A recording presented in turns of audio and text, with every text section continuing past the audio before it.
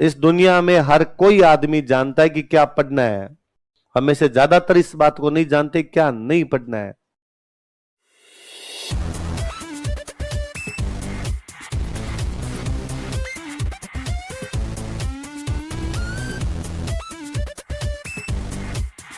नर्वर नहीं लिखना, अरे नहीं लिखना, दिमाग में वायरस आ जाएगा।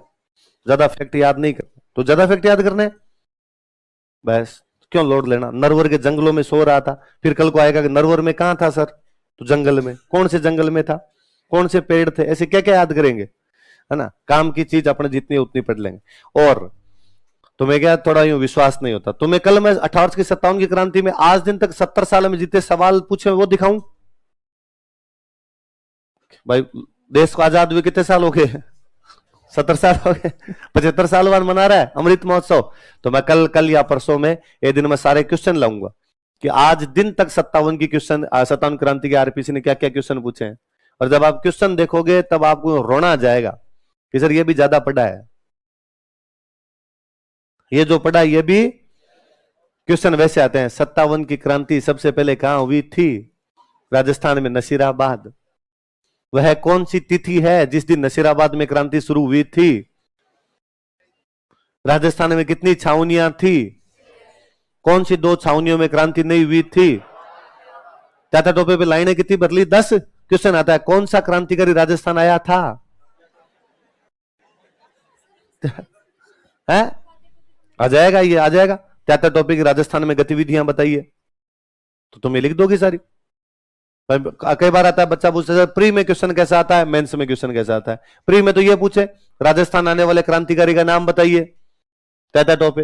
राजस्थान के कौन से पॉलिटिकल एजेंट ने ताता टोपे की फांसी का विरोध किया था, 100 वर्ष। ताता टोपे या राजस्थान में कौन कौन से युद्ध लड़ता है, तो कुवाड़ा का युद्ध और रकमगढ़ का, कुवाड़ा का युद्ध और रकम। ये भी नहीं पूछते, ये भी अपने कार्य में इंपोर्टेंट हो सकते हैं। बाकी आरपीसी तो और सिंपल क्वेश्चन पूछती है।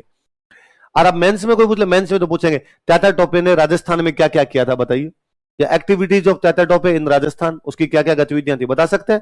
आया था, रियासतों से सहायता मांगी थी, लेकिन उसे सहायता यहां पर ज्यादा नहीं मिली। अंग्रेजों से युद्ध लड़ने पड़े, युद्धों में उसे हारना पड़ा। थक हार के उसको मध्य प्रदेश की तरफ जाना पड़ा, और वहां नरवर के जंगलों में उसको किसने गिरफ्तार करवा दिया, मान सिंह। अंग्रेजों ने क्या लगा दी उसको, है बात समझ में। तो किसी भी टॉपिक में क्वेश्चन हमेशा बहुत बहुत बहुत सरल आते हैं। फिर आपको लगता है फिर सर स्टूडेंट का सिलेक्शन क्यों नहीं होता, क्योंकि स्टूडेंट सरल पढ़ता ही तो नहीं है। इस दुनिया में हर कोई आदमी जानता है कि क्या पढ़ना है। हमें से ज्यादातर इस बात को नहीं जानते क्या नहीं पढ़ना है। क्या, इसलिए हम पता नहीं क्या क्या पढ़ लेते हैं। इधर उधर की किताबें उठा के लाएंगे, इधर उधर की कोई और नोट्स उठा के लाएंगे। मैं तो खुद भी ये पढ़ाने के चक्कर में 1-2 बातें एक्स्ट्रा लिखा देता हूं, और एक्स्ट्रा बातें लिखवाता हूं तो मेरा खुद का जीव दोहरा होता है, यार क्यों टाबरों को लिखवाएं। सवाल मुझे पता है, सवाल आना है। आरपीसी की औकात कितनी अपने से बाहर है नहीं। आरपीसी वो पूछेगी राजस्थान में छावनियों की संख्या बताओ, उनके आप देखना आज प्लीज घर पे जाके 57 की क्रांति के सवाल देखना कि आरपीसी ने आज दिन तक 57 की क्रांति के सवाल, और सारे टॉपिक यही सवाल होते हैं। होता क्या है, एक एग्जाम में सवाल आते हैं 150, प्री में सवाल कितने आते हैं, इन 150 में से 90 सवाल ऐसे होते हैं जो दुनिया में सबको आते हैं। 90 सवाल ऐसे होते हैं दुनिया में, 30 सवाल ऐसे होते हैं जो ढंग से कोई टाबर पढ़ता है उसको ही आते हैं, है ना भाई। आप यदि कोचिंग कर रहे हो तो आएंगे, और नहीं कर रहे हो तो फिर तो नहीं आएंगे भाई। यहां होता क्या, कोचिंग करने से आप डेली चीजों को याद कर लेते हैं तो वहां पे याद आ जाता है। 30 सवाल ऐसे होते हैं जो नहीं आते, किसी को ही नहीं आते। वो एग्जाम में आते हैं तब पता चलता है क्या अच्छा ये भी है, ऐसा भी कोई सवाल होता है। 30 ज्यादा बता दिए मैंने, 30 नहीं 15 एक तो मान लो, 15 एक तो पक्के होते हैं। 15 फिर भी थोड़े बहुत ठीक ठाक से होते हैं, 15 मान लो आप कि 15 सवाल तो ऐसे होते हैं जो किसी को 10% तो आराम से, ये सवाल किसी को नहीं आते। ये जब एग्जाम में आते हैं तभी पता चलता है कि यार ये सवाल भी बनता है, पेपर बनाने वाले को आता है केवल ये सवाल। 15 यदि ऐसे होते हैं तो पीछे कितने बचे, 135। उसमें भी स्टूडेंट को कितने आते हैं पूरे पूरे, 120 तो उसे आते ही हैं। पढ़ने वाला कोई बच्चा होता है, इसने कोचिंग वोचिंग ढंग से कर रखी है, उसको 120 सवाल तो आएंगे। पर स्टूडेंट को ये 120 पढ़ने ही नहीं है, उसको वो 15 पढ़ने हैं जो दुनिया में किसी को, और उसे लगता है सिलेक्शन इनसे ही होता है। अब पेपर की मेरिट कितनी जाए कि 64 सवाल, मेरिट कितनी जाती है। और ये आपको अब लगता है इतना सरल, जब हम पढ़ते हैं उस टाइम सरल लगता है। मैं कहूं वहां पे यदि ये क्वेश्चन भी आ जाए ना कि राजस्थान में कौन सा क्रांतिकारी आता है, तो भी स्टूडेंट गलत करता है। और वहां उसको लगता है कि तात्या टोपी तो भाग गया था ना, तो रुका नहीं था, इसने रुका पूछा है आया पूछा है, और दिमाग में कई देर और आता है, फिर कोई तो दूसरा आता है कि यार ये नहीं आया होगा, फिर इधर वाला आ गया होगा, और वहां पक्का गलत करके आता है। इसलिए हमेशा चीजें वो पढ़नी चाहिए जो एग्जाम के अंदर आती है। मैंने आपको पहले दिन ही कहा था कि यहाँ कोचिंगों में ज्यादातर में हम चीजें वो पढ़ाते हैं जो या तो पुराने क्वेश्चन है या पुराने नए क्वेश्चन आने की संभावना है। तो मैं तो जब भी किसी कोई चैप्टर के पुराने क्वेश्चन देखता हूं तो मुझे लगता है यार पेपर कितने इजी इजी बनाते हैं लोग, पर अपने इधर उधर का कचरा ज्यादा ही पढ़ पुढ़ा लेते हैं, उस चक्कर में दिमाग में वायरस आए हुए रहते हैं, फिर जो चीजें ढंग की याद होनी चाहिए वो भी अपने याद नहीं होती। ठीक है, तो मैं कल या परसों में आपको एक दिन पीपीटी बना के लाऊंगा, मैं आपको दिखाऊंगा कि कौन कौन से वो क्वेश्चन है, ताकि आपके दिमाग से तो निकले कि वो कौन से पेड़ थे जहां तात्या टोपी गिरफ्तार हुआ, कितनी थी उस पेड़ की छाया।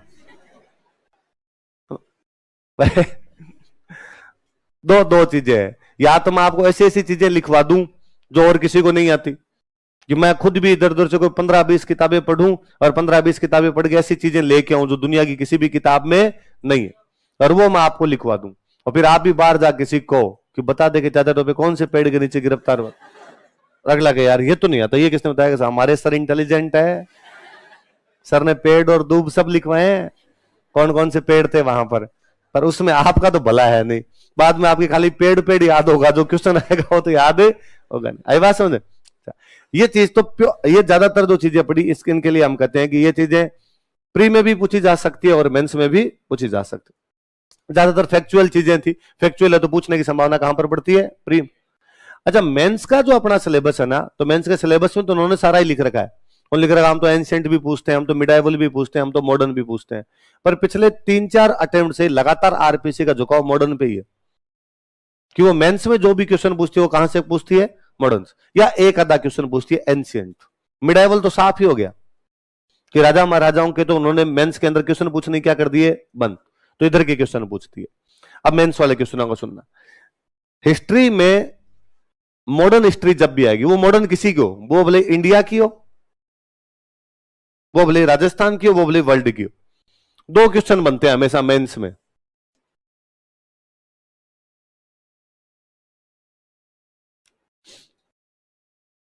कौन कौन से दो क्वेश्चन बनते हैं? एक बनता है कारण और एक क्या क्वेश्चन बनता है? परिणाम। कौन कौन से दोबारा बताओ देखे? आप याद करो, आप हिस्ट्री देखो, तीसरी क्लास में पढ़नी शुरू कर दी थी, तीसरी क्लास में हिस्ट्री के बड़े क्वेश्चन क्या बनते होंगे? असहयोग आंदोलन के कारण बताइए, 57 की क्रांति के परिणाम बताइए, थोड़ा सालों में थोड़ा और बढ़ा, सविनय अवज्ञा आंदोलन के कारण बताइए, भारत छोड़ो आंदोलन के परिणाम बताइए, अमेरिका की क्रांति के कारण बताइए, फ्रांस की क्रांति के परिणाम बताइए, रूस की क्रांति के कारण बताइए, चीन की क्रांति के परिणाम बताइए। बड़ा क्वेश्चन हिस्ट्री में इसके अलावा बन ही नहीं सकता। हिस्ट्री में जब भी क्वेश्चन बनेगा, दो ही क्वेश्चन बनेंगे, या तो बनेगा कारण का, या क्या बनेगा? कई जगह, बहुत रेयर जगह, एक तीसरा क्वेश्चन बनता है, नेचर। क्या क्वेश्चन बनता है? 57 की क्रांति की नेचर बताइए, 57 की क्रांति क्या थी उसके बारे में बता दीजिए, वरना हमेशा क्वेश्चन क्या बनेंगे? या तो कारण बनेगा, क्या बनेगा? होता क्या है, हम जब हिस्ट्री पढ़ा करते, दिलीप सर पढ़ाते हिस्ट्री, सर कहते कि कारण दो ही प्रकार के होते हैं भाई, क्वेश्चन दो ही प्रकार के होते हैं, या तो पूछता है कारण, या क्या पूछता है? तो बोलता है इतना सिंपल क्वेश्चन आरएस के मेंस में, ये तो फिर 8वीं क्लास में भी लिखते थे, 8वीं क्लास में भी तो लिखा था 57 की क्रांति के कारण बताओ, ये तो 12वीं में भी वही लिखा, ग्रेजुएशन में भी वही लिखा, फिर आरएस में भी वही लिखेंगे। तो सर कहते हैं यार क्वेश्चन तो वही आता है, पर वो क्वेश्चन का पैटर्न चेंज कर देता है। सर कैसे, क्या पैटर्न चेंज कर देता है? कि जैसे तेरे ग्रेजुएशन के अंदर हिस्ट्री थी, क्या क्वेश्चन आया कि सर वहां मेरे क्वेश्चन आया कि 1857 की क्रांति के कारण बताइए, तो तुमने क्या किया? मैंने लिखा 1857 की क्रांति के कारण निम्नलिखित है?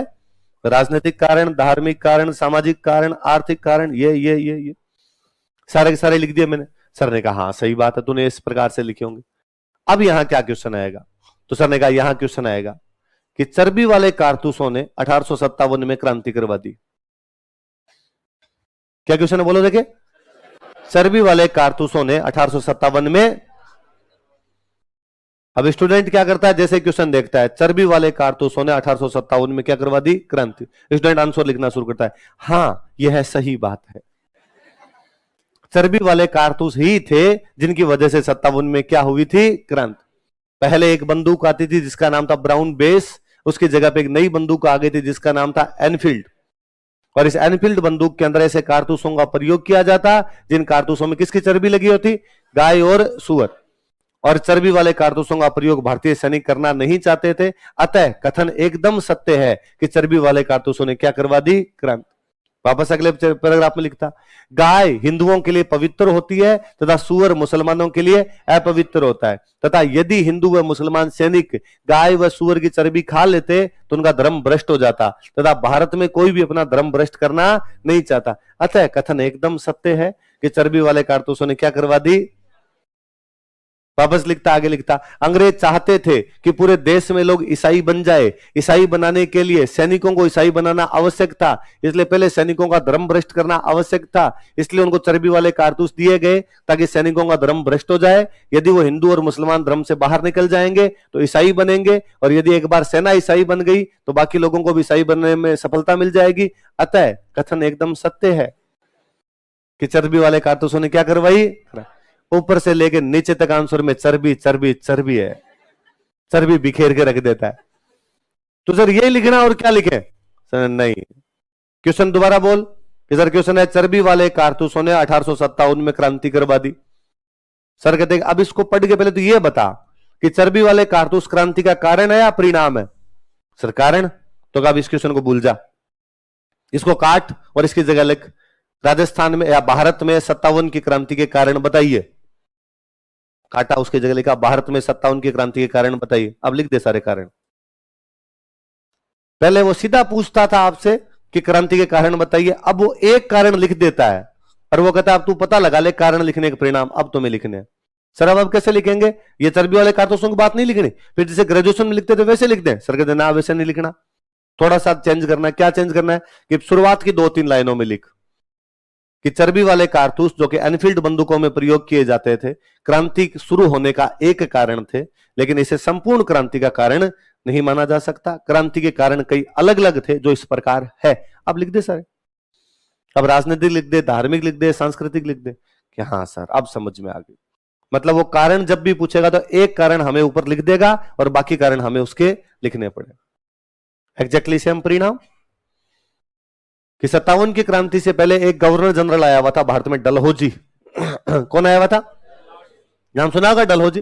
और डलहौजी ने एक काम किया, राजाओं के जो भी राज्य थे उनका अंग्रेजी साम्राज्य में मर्ज, राजाओं का घट हम मिलाएंगे, किसी को किसी बहाने से, किसी को किसी बहाने से, किसी को किसी बहाने से राज्यों को हड़प लिया करता। क्या कर लेता राज्यों को? डॉक्ट्रिन ऑफ लैप्स, कि उसने लैप्स करना शुरू कर दिया राज्यों को। अब क्वेश्चन है कि 1857 की क्रांति डलहौजी की डॉक्ट्रिन ऑफ लैप्स नीति के कारण हुई कि या डलहौजी की डॉक्ट्रिन ऑफ लैप्स नीति ने या डलहौजी की हड़प नीति ने 57 में क्रांति करवा दी। अब वो कारण पूछ रहा है परिणाम पूछ रहा है? कारण है परिणाम? कारण। किसी भी घटना से पहले होने वाली घटनाएं कारण है, किसी भी घटना के बाद में होने वाली घटनाएं हमेशा क्या है? परिणाम।